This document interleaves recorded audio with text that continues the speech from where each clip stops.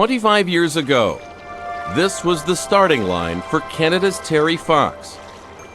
The shallows of the Atlantic at St. John's, Newfoundland.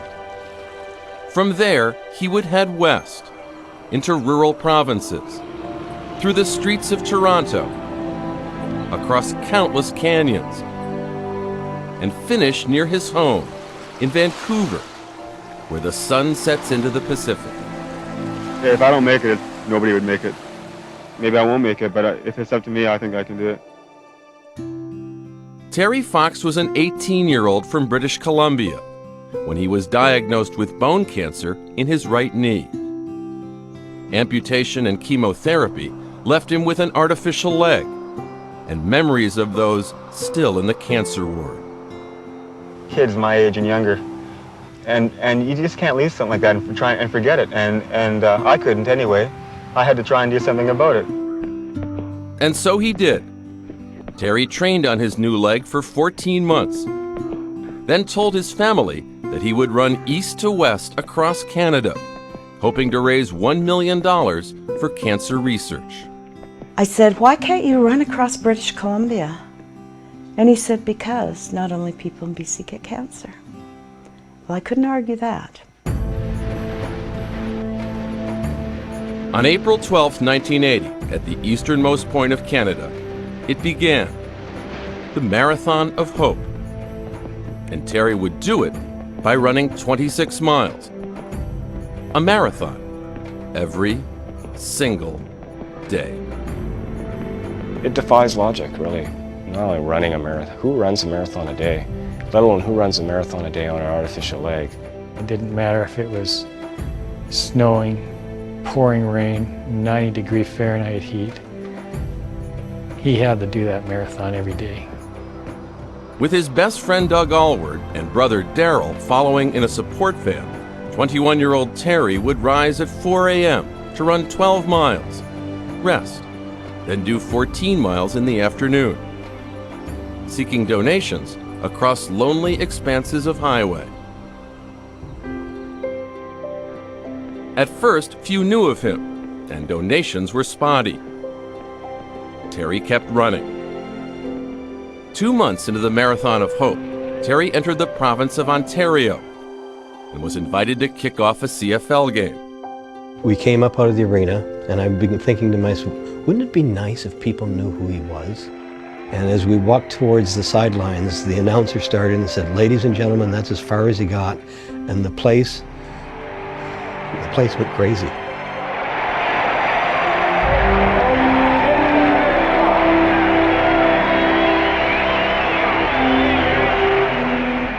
With Bill Viggers publicizing Terry's run, the crowds got bigger. More money flowed in. Terry now wanted to raise $1 for every Canadian, $24 million in all. What resonated with Canadians about Terry was his honesty, his innocence, his determination. That's, I think, why people fell in love with Terry Fox. In Toronto, thousands cheered him. For Canadians, Terry had become an inspirational hero. But what inspired Terry were the children he was trying so hard to help. Children like Greg Scott. I'm crying now because there's somebody here right now who is going through the same thing that I went through. Exact same thing, and he's only 10 years old. And I had the most inspirational day of my life today. And so Terry gave himself an afternoon off from the Marathon of Hope to swim with Greg. It was just the 4th day off in 137 days on the road. Greg was a great boost to Terry at the time, because I don't think at the time Terry wasn't feeling very good.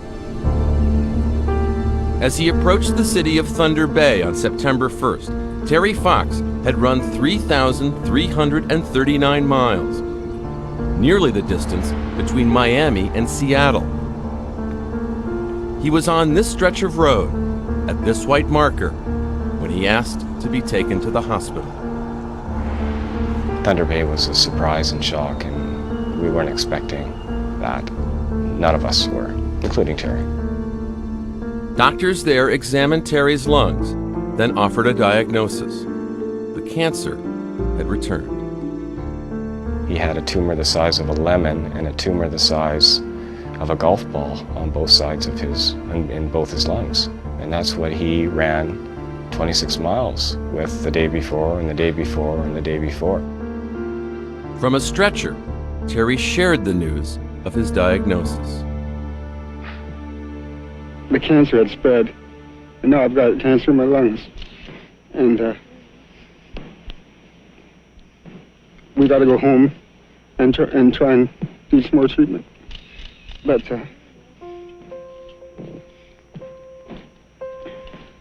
all I can say is if there's any way I can get out there again and finish it, I will. I can remember turning and looking at me, and he said, maybe people now will understand what it was all about. He was so concerned that they had lost focus that what he was doing was to raise money about cancer and about cancer. Terry was taken to a Vancouver hospital to endure new rounds of treatment. Just days later, an impromptu telethon was organized. $10 million. Thank you, Kenny. As more than $10 million were added to the $2 million Terry had raised, Terry could know his dream of raising $1 for every Canadian citizen would someday be a reality. When Christmas 1980 drew near, Terry confided to his mother a single regret. He said, you know, I've raised millions of dollars, and I haven't got $1 to buy my family a Christmas present.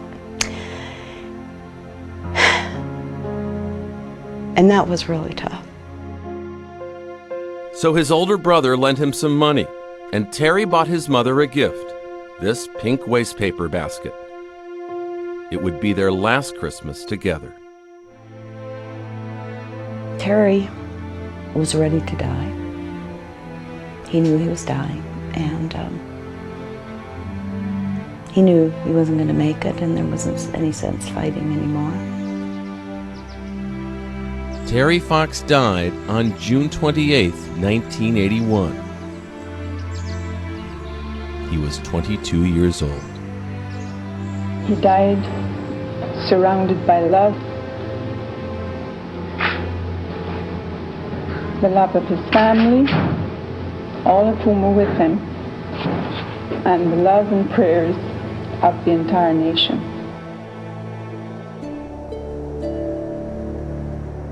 The entire nation of Canada has never forgotten Terry Fox. In Thunder Bay, this statue remembers Terry in full stride, head up, facing the west, running home.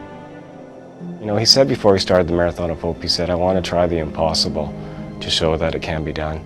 And in my mind, that's exactly what he did. Terry even wrote in his journal, if I die, at least I'll die happy doing what I wanted to do in life. And I think he did that.